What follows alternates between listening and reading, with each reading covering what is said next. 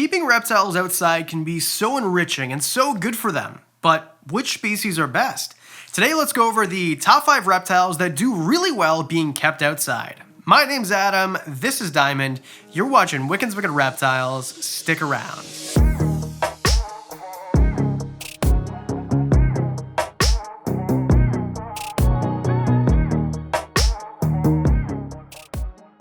Personally, I've been keeping reptiles outside since about 2014, so I guess what's that? Is that really 6 years? No, it's 7. That's 7 years.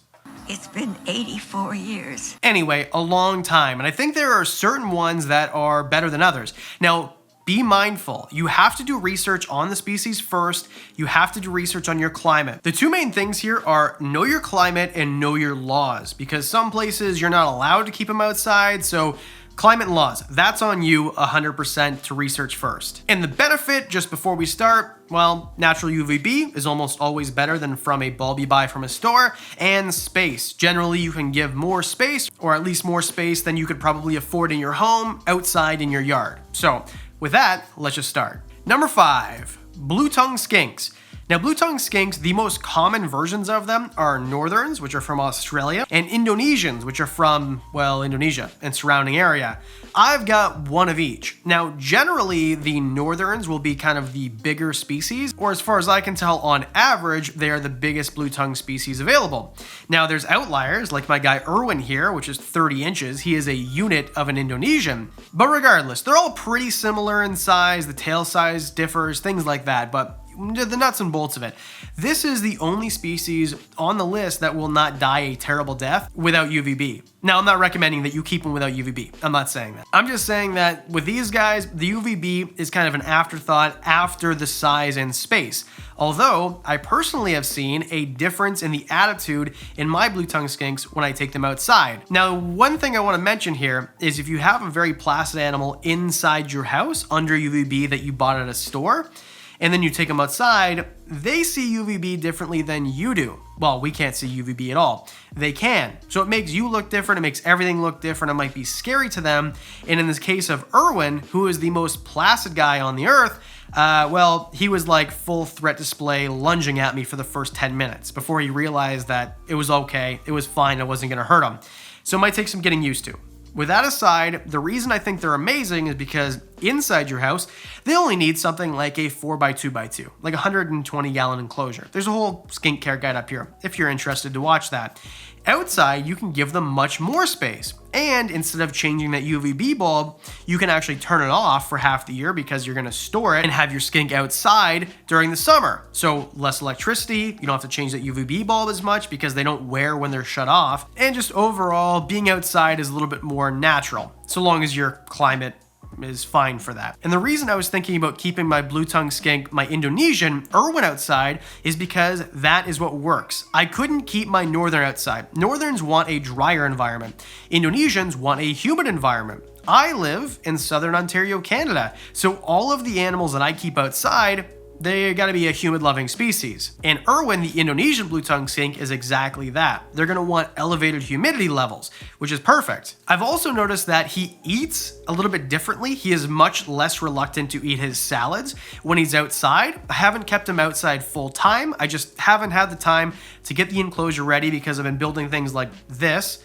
which we'll talk about in a few weeks, or go on Patreon and pay $1 a month and find out what it is today. But either way, I think that Erwin will eventually be living outside every summer for the rest of his life once I have time to create the perfect environment, the perfect setup for him. So anyway, I think we beat this dead horse enough. I think Blue Tongue Skinks are an amazing species to keep outside, and if you live in an arid environment, or if you live in a tropical or more humid environment, you can choose. There's kind of a skink for everybody. Oh, and by the way, I think Blue Tongue Skinks are the best pet on the list. They're amazing pets. I love Blue Tongue Skinks. Okay, number 4 will be less specific and kind of broad in this horizon here.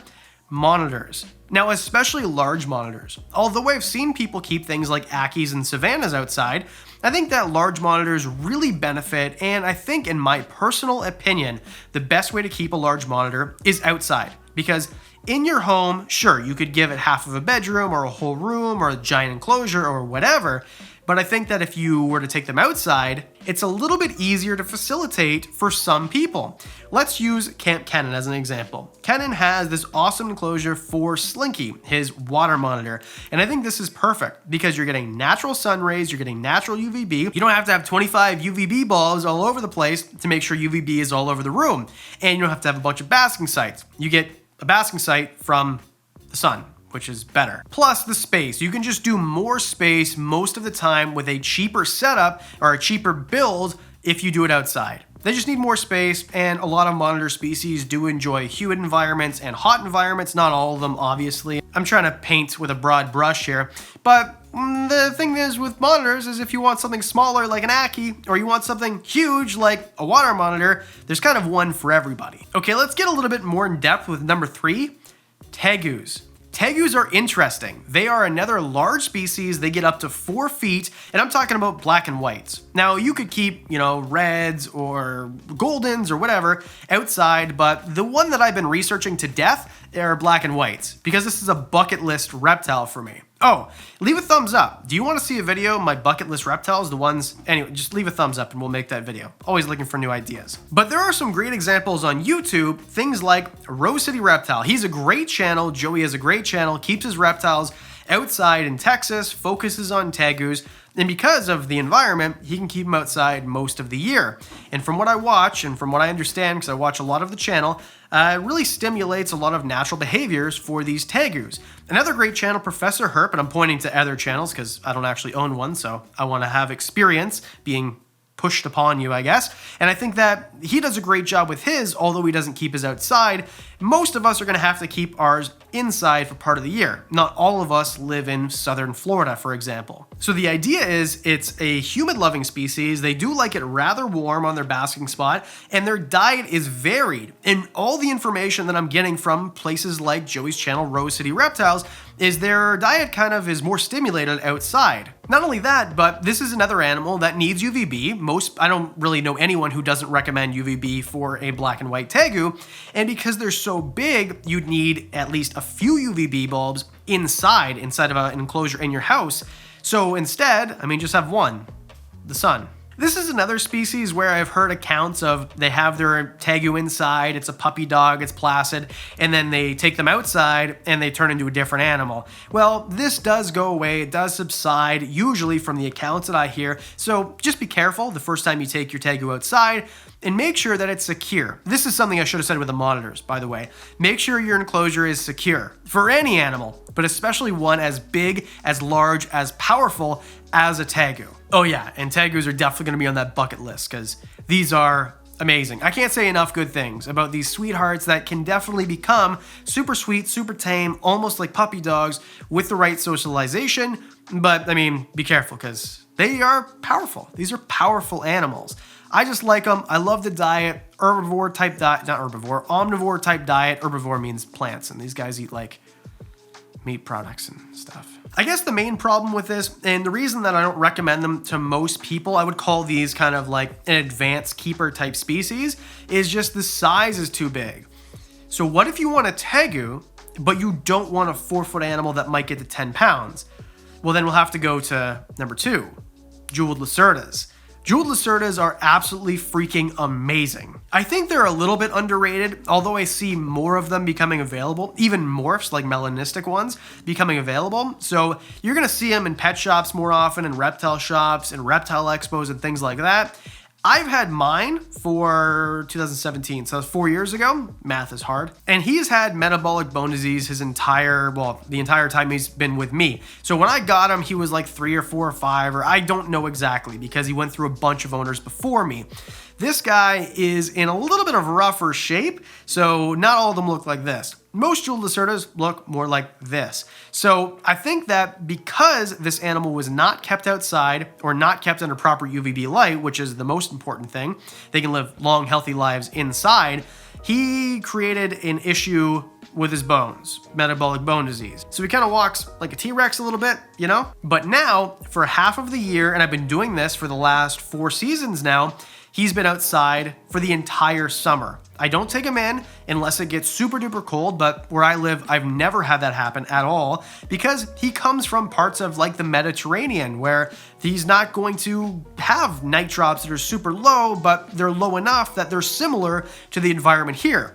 The environment here in parts of, say, Spain, where he's from, are very similar when it's summertime here. In my opinion, in my area, this is perfect. If you live in Southern Ontario, Canada, you can definitely keep a jeweled Lacerta outside for actually the entire summer into the early fall. Now, obviously, as a general rule, keep an eye on your weather. If you're getting flash floods, a tornado, you're getting cats and dogs falling from the sky. Oh, wow! It's raining cats and dogs! Make sure that you take your animal inside. Safety first. There's nothing to prove here. It's fun to watch them outside. It's fun to feed them outside. And things like jeweled Lacertas, his diet changes. He will eat his greens. He will eat his veggies.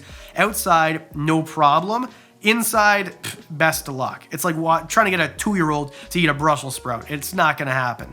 But something about that natural UVB, that natural air, perhaps, whatever, natural air as we live in the smog capital of Canada, whatever it is, outside, he has this behavior that is much different. Also, he's a little bit more wary of me. When I have him outside, he'll kind of like run away from me. If I have him inside, he'll run to the glass and assume I have food for him. So very different. He actually puts on weight during the summer though, which I think is pretty amazing. Okay. Number one, best reptile in my opinion to keep outside when the weather's right for it, tortoises. Tortoises need room to roam. They need different enclosures than most reptiles. Most people will recommend, including myself, that you can't really have a tortoise in an enclosure that is glass on the side. They're mostly going to try to get through it. So outside, we don't build enclosures out of glass. We make it out of things like wood.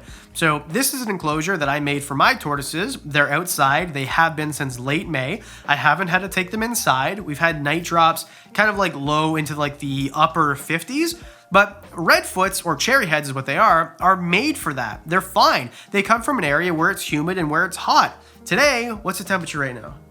100 degrees outside right now with the Humidex. So it is warm here and they have places to hide. And I should have said this at the beginning, but it just seems so obvious. Outfit your outside enclosures like your inside enclosures. Places to hide, places to wander, water bowl, food accessible, that sort of thing. And with these guys, they have all of that. It's escape proof. They have a water dish that they can get inside of and it's super shallow. Overall, I think that it's amazing to keep them outside because they need room to roam and I have more room outside my house than I have inside my house. And tortoises need UVB. You can see with one of them, this is Blastoise. The shell is kind of roughed up because it got attacked by a dog with the last owner that she had.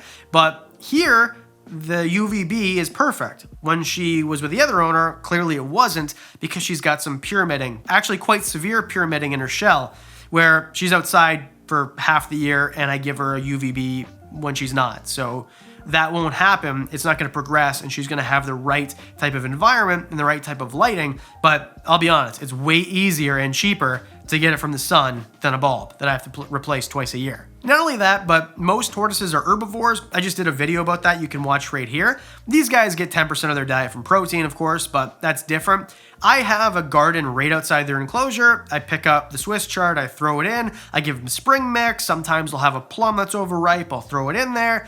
That sort of thing. I have a hibiscus tree on my deck. When the flowers fall off, I toss them. They kind of, that's like crack to them. They'll like jump right on it as soon as it's insane. It's like the dinner bell. As soon as they can hear those flowers hit their basking spot. Anyway, I think I've rambled enough. What do you think? What do you keep outside? Is there something that you'd recommend? Something on the list that you don't agree with? Let me know in the comment section below. Leave an idea for a new video that we're gonna do in a future video date. That's where I get all the ideas is what I'm trying to say here. And thank every single one of you for hitting like, hitting subscribe, leaving a comment for the algorithm, and helping push this video out to more people. You guys are freaking awesome. And as always, a special thank you to the Patreon supporters. You guys know about these special projects that I'm working on. I'm doing some kind of new things that we haven't done on the channel. We're gonna show later on, but for as little as $1 a month, you can see them now. You get videos early, you get discounts on the merch, you get, well, behind the scenes, sneak peeks, a whole that and more for as little as $1 a month. And I'm out of breath, so I think that's it. Because I do videos twice a week, that means I'll see you on Thursday.